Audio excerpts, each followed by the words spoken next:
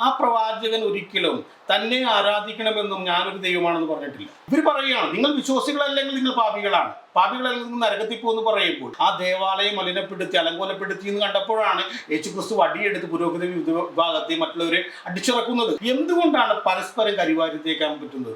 എന്തുകൊണ്ടാണ് പരസ്പരം ആക്രമിക്കാൻ പറ്റുന്ന രീതിയിലേക്ക് ഈ വിശ്വാസി സമൂഹം മാറുന്നത്? ഇത്തരം ആൾക്കാർ കണക്കാക്കിയത് താഴെത്തട്ടിലുള്ളവരെല്ലാം തന്നെ വിവരമില്ലാത്തവരാണ്. സാർ, ഇപ്പോൾ ഈ ഒരു ക്രൈസ്തവരല്ലാത്ത ഒരു സാധാരണക്കാരനെ സംബന്ധിച്ച് ഉയർന്ന വലിയൊരു ചോദ്യമാണ്. സാർ നേരത്തെ സൂചിപ്പിച്ച പോലെ പള്ളിയിലെ ഏറ്റവും പുണ്യപാവനമായി കാണുന്ന പലതും കയ്യിലെടുത്ത് ഓടി കുർബാന നടത്തുന്നു, അല്ലെങ്കിൽ അതിനകത്ത് ഈ ആൾക്കാരുടെ അടുത്ത് വരെ വലിയ കയ്യേറ്റ ശ്രമങ്ങൾ ഉണ്ടാകുന്നു. ഇങ്ങനെ ഒരുപാട് കാര്യങ്ങൾ സംഭവിക്കുമ്പോൾ ഒരു വിഭാഗം ഈ ഏകീകൃത കുർബാനയെ അനുകൂലിക്കുന്നു, എന്നാൽ മറുവിഭാഗം ജനാഭിമുഖ കുർബാനയെ അനുകൂലിക്കുന്നു. എന്താണ് ഈ വിശ്വാസികൾ കണ്ടെത്തുന്ന മാനദണ്ഡം? ഈ ഒരു അതിനെ അനുകൂലിക്കാനും പ്രതികൂലിക്കാനും അവർ കണ്ടെത്തുന്ന വാദങ്ങൾ അല്ലെങ്കിൽ അവരുടെ വിശ്വാസ പ്രമാണങ്ങൾ എന്തൊക്കെയായിരിക്കും ഇതുമായി ബന്ധപ്പെട്ട്? ഇതിൽ രണ്ട് കാര്യങ്ങളാണ്.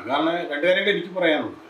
കാരണം ഇപ്പോൾ ഇതിനെ അനുകൂലിക്കുന്നവരുണ്ട്, എതിർക്കുന്നവരുണ്ട്. ഇപ്പോൾ ജനാഭിമുഖ കുർബാനയെ അനുകൂലിക്കുന്നവർ അവരെ സംബന്ധിച്ച് അവർ പറയുന്ന ഒരു കാര്യം എന്ന് പറയുന്നത്, ഈ മതത്തോട് ബന്ധപ്പെട്ട ഏതൊരു ചടങ്ങും അത് ജനങ്ങൾക്ക് അല്ലെങ്കിൽ വിശ്വാസികൾക്ക് പ്രാധാന്യമുള്ള അല്ലെങ്കിൽ അവർക്കും കൂടി പങ്കെടുക്കേണ്ടതാണെന്നാണ് പറയുന്നത്. അത് അവരുടെ ആഘോഷമാണെന്ന് പറയുന്നത്. അവരുടെ നിത്യജീവിതത്തിലാണ് മതമുള്ളത്. അതുകൊണ്ട് തന്നെ മതത്തിനോട് ബന്ധപ്പെട്ട ഇത്തരം കർമ്മങ്ങൾ, ഈ കുർബാനകളെല്ലാം മാറ്റി നിർത്തേണ്ടതല്ല എന്നൊരു വാദം വെക്കുന്നത്. അലിഞ്ഞു ചേർന്നിരിക്കുമെന്ന് പറയുന്നത്. പക്ഷേ ഇതിനെ എതിർക്കുന്നവർ, അതായത് ആൾക്കാരെ അഭിമുഖ കുർബാനയെ അംഗീകരിക്കുന്നവർ, അവർ പറയുന്നത് ഇതിലൊരു മിസ്റ്ററി ഉണ്ട്, ഒരു രഹസ്യാത്മക കാര്യങ്ങളിൽ അടങ്ങിയിട്ടുണ്ട്. ഇത് ജനങ്ങൾ അല്ലെങ്കിൽ വിശ്വാസികൾ കാണേണ്ടതില്ല, കാരണം സ്വർഗത്തിൽ നടക്കുന്ന സംഭവങ്ങളാണെന്നൊരു വ്യാഖ്യാനം പറയുന്നത്.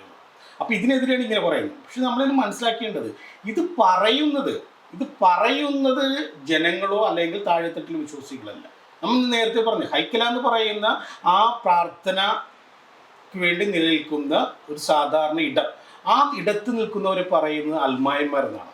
അൽമായന്മാരെ കത്തോലിക്ക ഭാഷയിൽ പറഞ്ഞാൽ വിവരമില്ലാത്തവെന്നാണ് അർത്ഥം. എൻ്റെ ഒരു എറ്റമോളജിക്കൽ മീനിങ് എന്ന് പറഞ്ഞാൽ വിവരമില്ലാത്തവെന്നാണ്. അപ്പോൾ സഭ പറയുന്ന കാര്യങ്ങൾ കാലാകാലങ്ങളായിട്ട് ഏറ്റുപിടിക്കുന്നവരാണ് അൽമായന്മാരായിട്ടുള്ള ഈ സാധാ വിശ്വാസികൾ.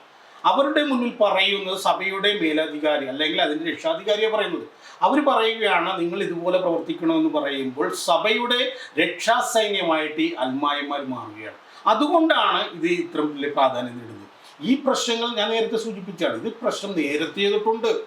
ഈ പ്രശ്നം നേരത്തെ തൊട്ടുള്ളത് കൊണ്ടാണ് 1999 തന്നെ 50:50 അല്ലെങ്കിൽ 50 പകുതി എന്നുള്ള രീതിയിലേക്ക് വന്നത്. അപ്പോൾ പ്രശ്നം വന്നതുകൊണ്ട് ജനങ്ങളുടെ ഇടയിലേക്ക് അതിന് വ്യാപനമുണ്ടായി. ജനങ്ങളിലേക്ക് എത്തിക്കുന്ന ആ രീതിക്ക് അവർ വിജയിച്ചു. ഇതിൻ്റെ മേലധികാരികൾ വിജയിച്ചു. ജനങ്ങൾ കൈകാര്യം ചെയ്യുന്ന രീതി ജനങ്ങളുടെ ഇടയിലേക്ക് വന്നപ്പോൾ ജനങ്ങൾ അത് കൈകാര്യം തുടങ്ങിയപ്പോഴാണ് ഇത് സമൂഹത്തിൽ ഒരു പ്രശ്നമായിട്ട് മാറിയത്. ഇത് നേരത്തെ നിലനിൽക്കുന്നുണ്ട്. ഇവിടെയാണ് ഞാൻ നേരത്തെ പറഞ്ഞ ഈ വിവരദോഷികളായിട്ട് എന്ന് പറയുന്നത് കത്തോലിക്ക മതത്തിൻ്റെ കൺസെപ്റ്റാണ്. കത്തോലിക്ക മതം വിശ്വാസികളെ കണക്കാക്കിയിരുന്ന അങ്ങനെയാണ്. താഴെത്തട്ടിൽ എല്ലാവർക്കും സ്വാതന്ത്ര്യം ഉണ്ടായിരുന്നില്ല.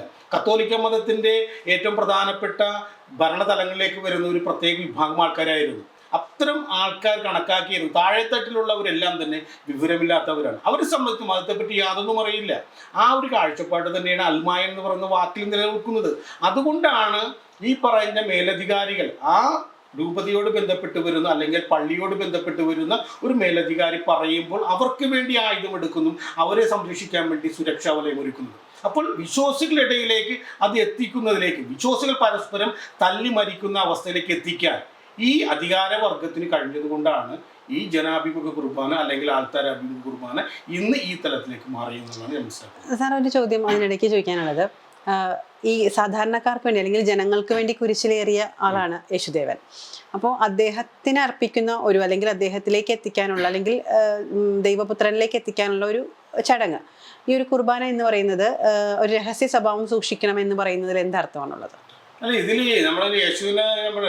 യേശുക്രിസ്തുവിനെ പറ്റി നമ്മളത് പറയാതിരുന്നത് കാരണം യേശുക്രിസ്തു എന്ന് പറയുന്നത് നമുക്കൊരു എന്നെ സംബന്ധിച്ച് പറയാം, ചരിത്രം പഠിക്കുന്ന ഒരു വിദ്യാർത്ഥി അല്ലെങ്കിൽ ചരിത്രം കൈകാര്യം ചെയ്ത ഒരു വ്യക്തിയെ സംബന്ധിച്ച് ഇതൊരു മിത്തിക്കൽ ഹീറോ മാത്രമാണ്. കാരണം യേശുക്രിസ്തു ജനിച്ചിരുന്നു എന്ന് മരിച്ചിരുന്നു കൃത്യമായിട്ട് യാതൊരു തെളിവുമില്ല. അത് വിശ്വാസത്തെ ഹനിക്കുന്നതുകൊണ്ട് അതുകൊണ്ട് നമ്മൾ അതിനകത്തും കാര്യം പറയുന്നില്ല. പക്ഷെ ഇവിടെ മനസ്സിലാക്കേണ്ട ഒരു കാര്യമുണ്ട്. യേശുക്രിസ്തു എന്ന് പറയുന്ന ഒരു പ്രവാചകൻ, ആ പ്രവാചകൻ ഒരിക്കലും തന്നെ ആരാധിക്കണമെന്നും ഞാനൊരു ദൈവമാണെന്ന് പറഞ്ഞിട്ടില്ല. യഹോവ എന്ന് പറയുന്ന ദൈവത്തെ പറ്റിയാണ് യേശുക്രിസ്തു പറയുന്നത്. അല്ലെങ്കിൽ ഒരു പരമപ്രധാനമായിട്ടുള്ള ഒരു ഏകദൈവം ഉണ്ടെന്നുള്ളതിനെ ഒരു കാഴ്ചപ്പാടാണ് യേശുക്രിസ്തു പറയുന്നത്. ആ യേശുക്രിസ്തു പറയുന്ന ഒരു കാഴ്ചപ്പാടിന് വിപരീതമായിട്ട് ആ ആശയം പറഞ്ഞ ഒരാളെ ആരാധിക്കുന്ന അവസ്ഥയിലേക്ക് ക്രിസ്തുമതം മാറുകയാണ്. ഇത് പറഞ്ഞ മനസ്സിലാകുന്നുണ്ട്. അപ്പോൾ യേശുക്രിസ്തുവിൻ്റെ കൺസെപ്റ്റ് അല്ലേ ഇത്. നമ്മൾ നേരത്തെ പറഞ്ഞ പോലെ തന്നെ ജെറുസലേമിലെ ദേവാലയത്തിൽ അവിടെ കച്ചവടക്കാരെ കൊണ്ട് നിറഞ്ഞപ്പോൾ ആ ദേവാലയം മലിനപ്പെടുത്തി അലങ്കോലപ്പെടുത്തി എന്ന് കണ്ടപ്പോഴാണ് യേശുക്രിസ്തു വടിയെടുത്ത് പുരോഹിത വിഭാഗത്തെ മറ്റുള്ളവരെ അടിച്ചിറക്കുന്നത്. അവിടെ ആ രീതിയിലുള്ള കാര്യങ്ങൾ നടന്നിരുന്നത്. നമ്മൾ നേരത്തെ പറഞ്ഞ പോലെ ആ പോലീസുകാരാണ് ഇപ്പോൾ യേശുക്രിസ്തുവിൻ്റെ റോൾ എടുത്തിരിക്കുന്നത്. പള്ളിയങ്കണത്തിൽ അല്ലെങ്കിൽ ഏറ്റവും പ്രധാനപ്പെട്ട ദൈവാലയത്തിൽ പരസ്പരം പോരടിക്കുന്ന അവസ്ഥയിലേക്ക് മാറുകയാണ്. അത് ദൈവത്തിന് വേണ്ടിയാണെന്നോ ബലിയർപ്പിക്കപ്പെട്ടാൽ ആ ബലിയർപ്പിക്കുന്ന കാര്യങ്ങളെല്ലാം യേശുവിന് ലഭിക്കുമെന്ന് നമുക്ക് കാണാൻ പറ്റില്ല. കാരണം യേശുവിൻ്റെ ഒരു സന്ദേശം, ആ സന്ദേശം എന്ന് പറയുന്നത് മാനവ സമൂഹത്തിൻ്റെ സ്നേഹത്തോട് ബന്ധപ്പെട്ട് നിലനിൽക്കുന്നതാണ്. എന്തുകൊണ്ടാണ് പരസ്പരം കരിവാരിത്തേക്കാൻ പറ്റുന്നത്, എന്തുകൊണ്ടാണ് പരസ്പരം ആക്രമിക്കാൻ പറ്റുന്ന രീതിയിലേക്ക് ഈ വിശ്വാസി സമൂഹം മാറുന്നത്? അവിടെ യേശുവിൻ്റെ അനുയായികളെന്ന് നമുക്ക് ഒരിക്കലും പറയാൻ പറ്റില്ല. കാരണം ഇവിടെയാണ് നേരത്തെ പിന്നീട് നമ്മൾ എത്തുന്നത് അതിലേക്ക് തന്നെയാണ്. വിശ്വാസം ഒരു അധികാര ചിഹ്നമായിട്ട് മാറുകയാണ്, അധികാര സ്ഥാപനമായിട്ട് മാറുകയാണ്. ക്രിസ്തുമതം മാത്രമല്ല, മതങ്ങളെല്ലായ്പ്പോഴും അങ്ങനെയാണ്. ഇപ്പോൾ നമുക്കറിയാം, ഇപ്പോൾ ഇസ്ലാം മതത്തോട് ക്രിസ്തുമതത്തിലും പറയുന്നുണ്ട് വിശ്വാസികളല്ലാത്തവരെല്ലാം പാപികളായി മാറുമെന്നും പാപികളെല്ലാം തന്നെ നരകത്തിൽ പോകുന്നു പറഞ്ഞു. വിശ്വാസികളല്ലാത്തവരുടെ കാര്യത്തിൽ തീരുമാനമെടുക്കാൻ വിശ്വാസ സമൂഹത്തിന് അധികാരമില്ല.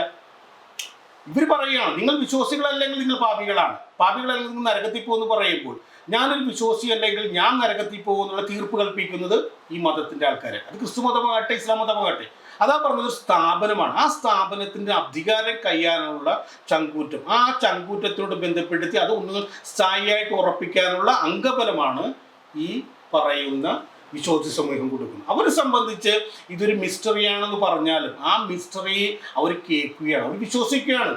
ആ മിസ്റ്ററി എന്ന് പറയുന്ന സംഭവം അല്ല എന്ന് പറഞ്ഞാൽ അതൊരു ഗൂഢാത്മകമല്ല, അത് തുറന്ന ഒരു കാര്യമാണ്, തുറന്ന കാഴ്ചകൾ തന്നെയാണെന്ന് പറയുമ്പോൾ അതും വിശ്വസിക്കുകയാണ്. അവരെ സംബന്ധിച്ച് പൗരോഹിത്യം എന്ന് പറയുന്നു അതനുസരിക്കാനുള്ള ആജ്ഞാനുവർത്തികൾ മാത്രമാണ്.